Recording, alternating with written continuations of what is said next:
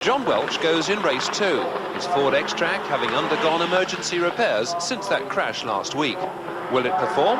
We shall see as John Welch talks us through the race. Now we're just coming up now to the start of the race. We're a little bit wet, everything's a little bit slippery. We've got four-wheel drive cars in front of us, and what I think we've got to try and do is take the left-hand line of John Smith, that's the blue and yellow car. Depends how much he slides to the right. But I haven't driven on these tyres. They're a new set of tyres, so probably the first 50 yards we'll lose out. We'll see what happens at the end. Right, we're in gear. Here we go.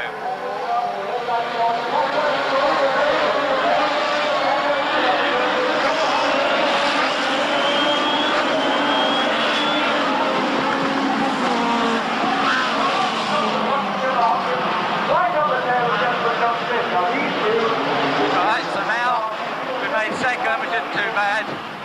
Try for John Smith. All the way round. Haven't put the dip lock in. Right. Third gear, fourth gear.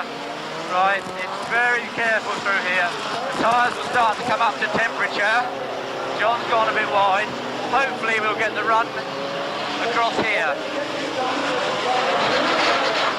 That's what happens when you miss a gear. We put the water on. No, take it steady. Wait till we can actually see. That's it. John's gone wide, so we try to go round the inside.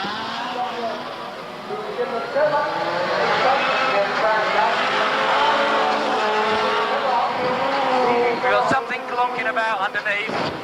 All we can do is hope that it stays.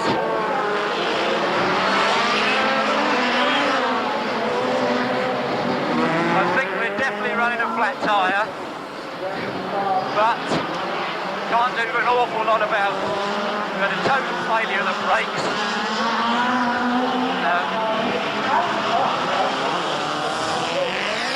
I think what's actually happened, the back of the car's fallen off, so we can't do very much about that.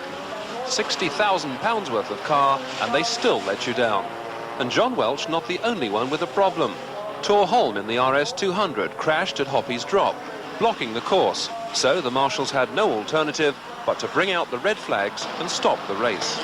In the rerun, Trevor Hopkins from Ashford in Kent got to grips with his new RS200 and led from start to finish to guarantee his place in the final.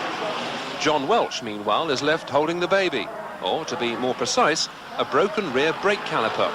Welch has qualified for the final thanks to his first 3 races, but his pit crew face a real battle against time to have the car ready to make the grid.